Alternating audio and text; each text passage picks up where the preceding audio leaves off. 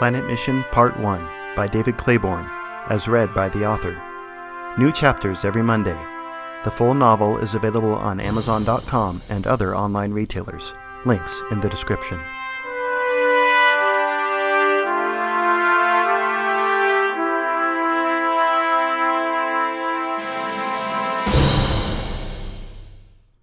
Chapter 19. See you all again sometime. The camp was quiet that evening. The missionaries waited patiently for their turns to use the Li-Fi. There were two places they could access the Li-Fi: the rover's transmitter and a terminal in the shelter that housed their equipment. Waters and Jazzy claimed the rover for making their reports to Mufasa and eyed each other as they swapped places. Bo noted the tense looks they exchanged as he waited. The others stood in line outside the equipment shelter for privacy's sake.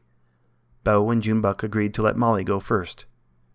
Junebug waited in front of Bo.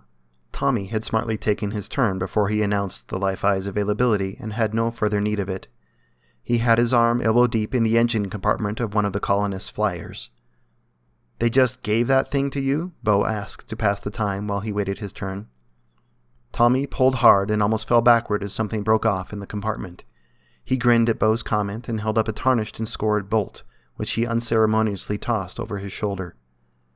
"It's an older model. It had apparently been sitting for years. No one was using it, so I asked if I could have it," Tommy replied. "It was that simple?" Bo asked. Tommy shrugged and volunteered nothing further. Bo had the feeling it had not been that simple, but Tommy was not saying. No colonists had come looking for it at any rate. He turned his attention back to waiting. Bo had volunteered to go last. He did not really have anyone he needed to talk to. Both of his parents had passed a few years ago, and his best friends were with him on the mission. He mostly hoped to use his bandwidth to catch up on the news and transmit his edited footage to Mufasa. Molly's turn ended, but Bo and Junebug hardly noticed her leave because Waters walked up looking like he had taken a beating. "It didn't go well?" Bo asked as Junebug took his turn. "It did not," Waters said. "Mufasa and Interim Director Shepard are disappointed at the lack of progress the mission team has shown toward its goals." "Ouch," Bo said. "No kidding. I'm held responsible as mission director. If we can't increase our contact ratios, Mufasa will move the mission to Phase 2. That means on-site supplemental education and remediation, possibly relocation for the colonists. It'll be worse for me. That could mean the end of my position with the administration." "I'm sorry, Alex." Waters brushed off Bo's condolences with a wave of his hand. "I should have known better. The metrics Mufasa gave me were impossible. No one has ever achieved 100% in any colony anywhere. It was foolish of me to attempt to achieve all the optional objectives as well. You might suspect Mufasa designs the missions to fail as an excuse to proceed to the next phase sooner." "But what about all of us?" "Are you kidding? You all were the best part of my report. You guys have been great. Junebug, you, Molly. Molly's cataloging Polus's fauna and has shown no sign of deviation from her denunciation. Not to mention our success with the APOC. Without you, and especially her work, my entire report would have been a disaster. The administration was quite pleased about that at least. Thank you for what you did, for keeping an eye on her." "But what about you?" Waters did not seem upset, but contemplative. "Don't worry about me, Bo."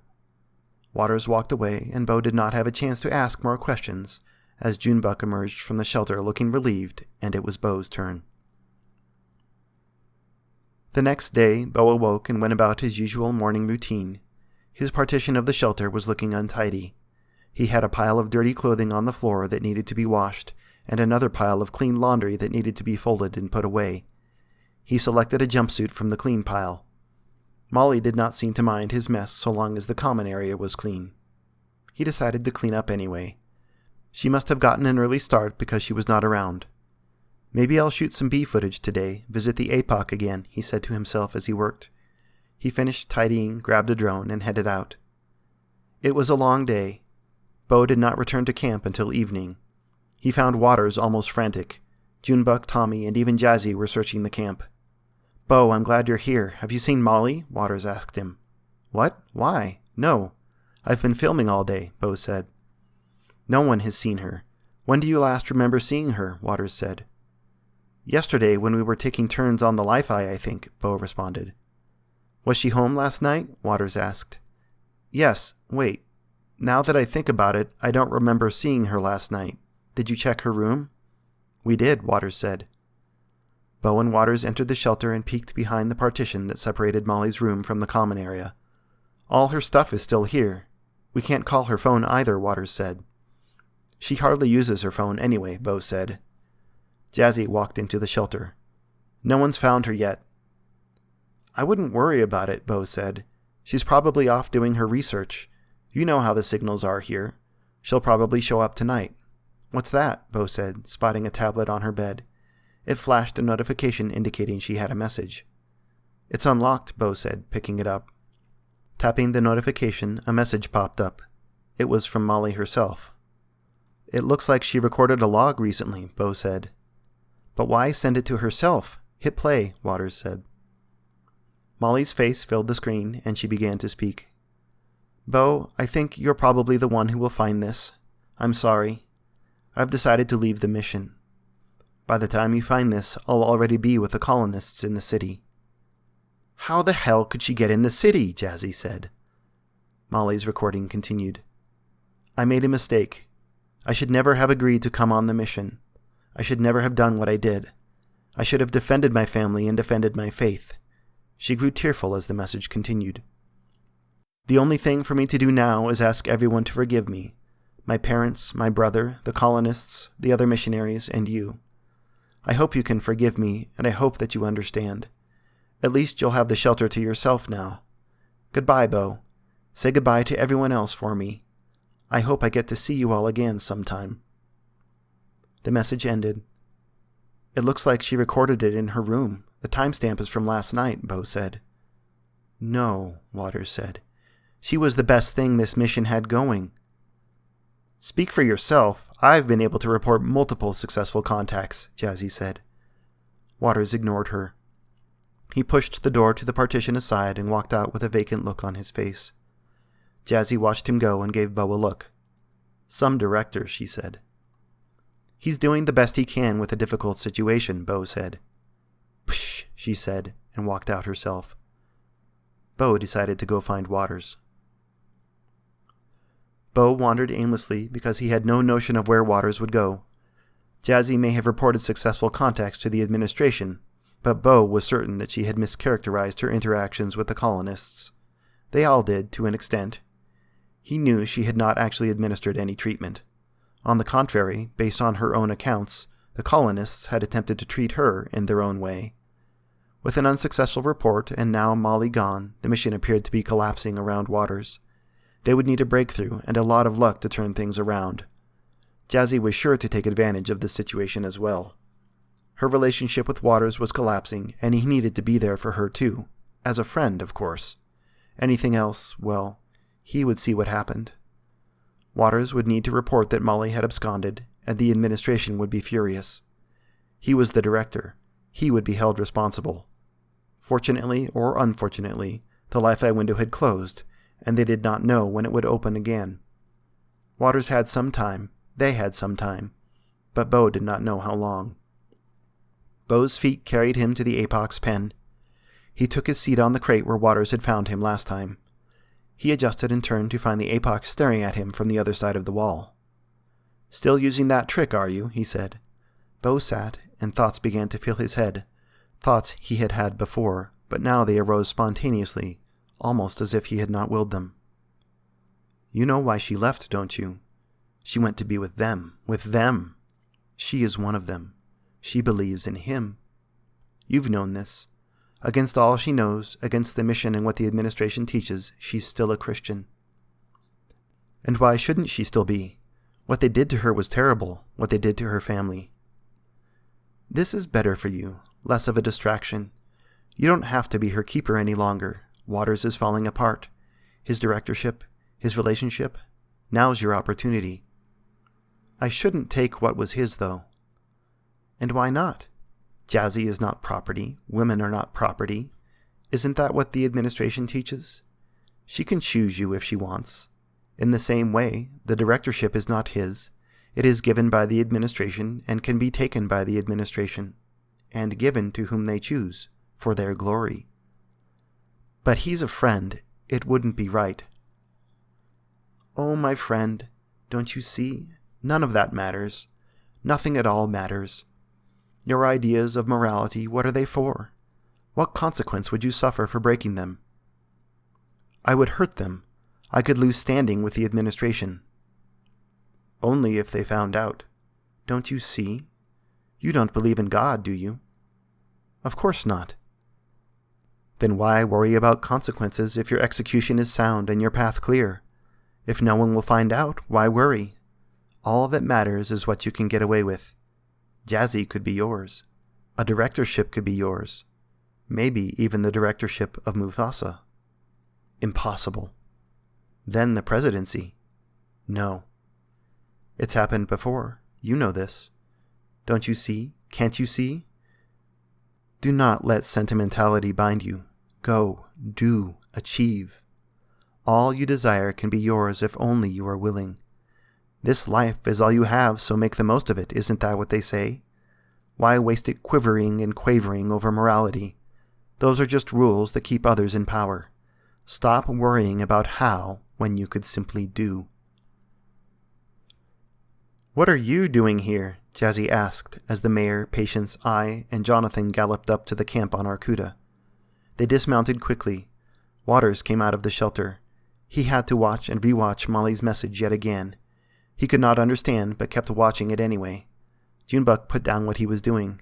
Tommy stepped away from his machine and walked over to the group. We came to warn you, the mayor said. A storm is coming. Tommy, Junebug, and Waters tensed up immediately. They remembered the storm at the spaceport too well and were in no mood to repeat the experience. A storm is coming, continued the mayor, and you must take shelter. Then let us in the city, Jazzy said. That's not possible, Jonathan said. Then we do not need your help, Jazzy replied. I think we should take whatever help they're offering, Junebug said. Hush, Jazzy said. Director Waters, the mayor asked. He's preoccupied, unable to act just now, and you know very well why. I'm the deputy of this mission, and the administration and Mufasa have empowered me to take action and make decisions for the mission.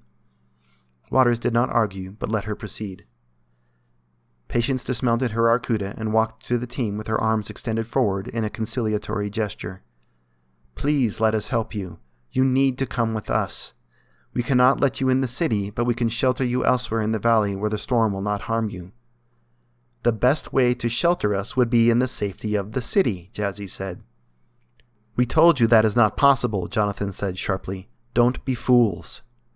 Waters was already upset at Molly's departure. The prospect of another great storm raised an alarm inside of him. Jonathan's tone with Jazzy, a member of his team, spurred him at last. Don't speak to her like that.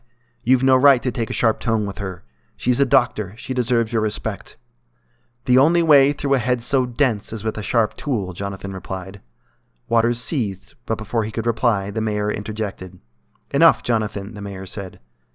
Dr. Beebe, I understand your trepidation. I even understand that you do not understand. But this is not a time for arguments and rivalries. Eventually you might choose to enter the city, but that time is not now. Now we need to get you all to shelter for your safety. Please. Why does everything have to be on your terms, Mayor? Jazzy said. We brought ourselves here. We survived one storm unharmed. We can survive another. We don't need your help. Jazzy, Junebug said calmly, attempting to reason with her. Remember the last time? You lost everything. I urge you to come with us. We will not force you, but you need to know this is serious. You are not accustomed to this planet, and you are not prepared to weather a storm. For the last time, will you let us give you shelter? Patience pled. I will not, Jazzy said, ignoring both Junebug and the colonists' pleas. The mayor looked to Waters, who knew deep down that the smarter move was to go with the colonists, but just then he did not feel like giving them the satisfaction. Not after Molly had left, and for them no less. Not after being reprimanded, largely due to their intractability. His apathy and complacence faded, replaced with anger. I'll stay with my team. I need to stay with the mission, Junebug said with resignation when the mayor looked to him. Tommy? These guys may be out of their minds, but part of my job is to try and keep them safe. I need to stay. Then we have done what we ought. It was in our power to help, and you refused. We pray that no harm may come to you, but neither are we responsible for anything that may befall you. Though we leave, our prayers stay with you," the mayor said. "No, thank you," Jazzy called as they departed. Patience was the last to leave. She kept turning to see whether one of them might change their minds until she passed out of sight. "Now what?" Tommy asked. The storm ripped the shelter right from its base, where stakes anchored it to the ground, and cast it into the night where none could see, leaving 3 missionaries and 1 Marine staring at the elements, pelted by rain and hail alike, both of which fell mercilessly on and about their backs and heads. They stood frantic with panic for a few moments amidst a surreal display. The skeleton of the poles that had once supported the PTFE roof was all that remained, their living quarters exposed and on display, a diorama of vainglory open to Polus's mockery. As one and without a word they ran for the trees, waving their hands and arms above their heads in a futile attempt to fend off the hail. "Over here!" Tommy shouted, barely heard above the wind. Through the sheen, Tommy waved his arms, beckoning them to a fallen tree. Its enormous trunk offered protection at least from the watery elements, if not the wind. Tommy pulled a glow stick from one of his pockets and ignited it with a snap. Under its illumination they saw that the tree had fallen in front of a rocky outcrop, and they moved deeper under its shelter. It was dry at least, though they all began to shiver from the wet and cold. They huddled together for warmth as Tommy attempted to light a fire. Although the outcrop protected them from the rain and hail, the wind would have none of it, and he could keep no flame alight. After a few minutes of fruitless fighting against the wind and his own shivering hands, he gave up and joined the others. They encircled their arms, forming a small pocket of warmth instinctively with their backs to the outside. The glow stick provided a modicum of comfort, if not heat. Then all at once the wind stopped, and a musty but pleasant smell filled the air. They could hear the wind blowing still, now as if it were at a distance. Tommy tried again, and at last got a fire going, and they took turns casting twigs and dried needles and leaves into the flames. Eventually it grew to a small but warm fire. Without the chill of the wind and a fire at last lit, they began to stop shivering. First Jazzy, then Junebug finally lay down on the dirt floor and fell asleep. Waters was determined to stay awake, but as the adrenaline drained from his system, he found that his eyelids weighed on him more and more, and he was unable to resist sleep. The light of day suddenly shone beneath the overhang, and Waters awoke. Through blinking eyes, he saw Tommy slap the sides of a polar bear as it rose from where it had spent the night. Tommy looked back toward him and answered a question he never asked. There were 3 of them. They lay in front of the log and blocked the wind. If it weren't for them, we might have caught hypothermia, even died. This was the most somber Waters had seen Tommy yet. He seemed to be taking something very seriously for once. The Polus bears moved away as a group, though not too far. Tommy stood watching them with a contemplative look. Junebug and Jazzy soon awoke as well. "Has anyone seen Bo?" Waters asked. They all shook their heads. Tommy, Waters, Jazzy, and Junebug made their way back to camp. As they broke through the trees, they saw Bo at last, still so soaking wet that his hair and clothing clung to his body, giving him a pitiful, thin appearance. He stood alone in what had been their camp, now a complete loss. The wind and storm had carried away everything or scattered its contents across the face of the moon. One of the shelters was bodily gone, with no evidence it had been there at all save an imprint of packed dirt and flattened grass. The rover, despite the sturdy machine that it was, had been blown on its side. Its external equipment, including the armatron and communication antenna, was misshapen and bent out of order. Blessedly, Junebug and Tommy's shelter was mostly untouched, except for some tears in the fabric. Jazzy went to see that Bo was all right, while Tommy, Junebug, and Waters moved through the camp, picking up bits of equipment and trying to find what they could salvage. After a few minutes, Jazzy turned from Bo and began picking through the wreckage with the others. Waters stopped and stared, seemingly lost in some endless depth from which only he could choose to return. Bo found the drone he had used to record so much of their mission, or what was left of it. Its electronic guts lay strewn out in a line. The storm had smashed it against something, or something had smashed against it, leaving it unusable. He did not even care to think of what had happened to the rest of his footage. He assumed it was a total loss. Waters emerged from his trance at last. "Gather the scrap PTFE cloth from the base of that shelter. We can use it to repair the holes in Tommy and Junebug's shelter. Bo, you and I will move in with them."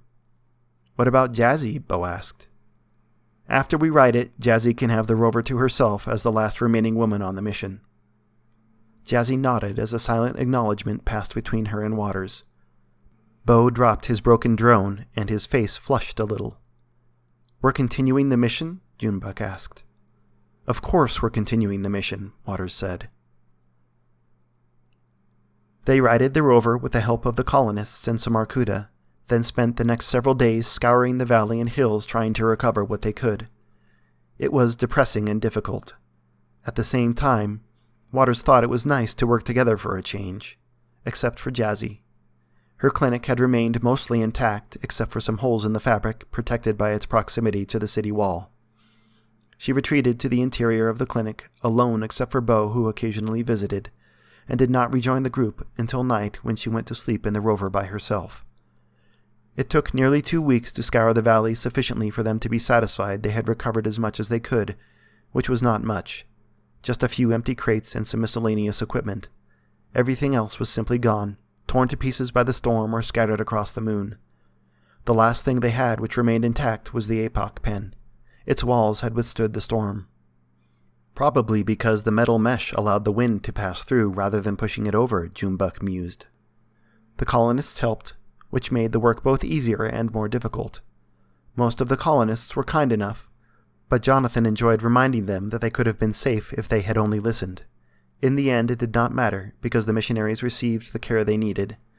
As only Tommy and Junebug still had their clothing and personal items, the colonists provided clothing for Waters, Bo, and Jazzy, and other items from the city as well. Waters expressed begrudging gratitude for their assistance, but refused to accept what material goods they offered, and went about instead in an environmental suit from the rover, one of the last pieces of clothing native to the mission that he still possessed. Bo accepted their gifts, but following Waters' example, persisted in wearing his mission jumpsuit. It would not be fitting for the director of a Mufasa mission to subordinate himself to the very people he came to educate, Waters reasoned.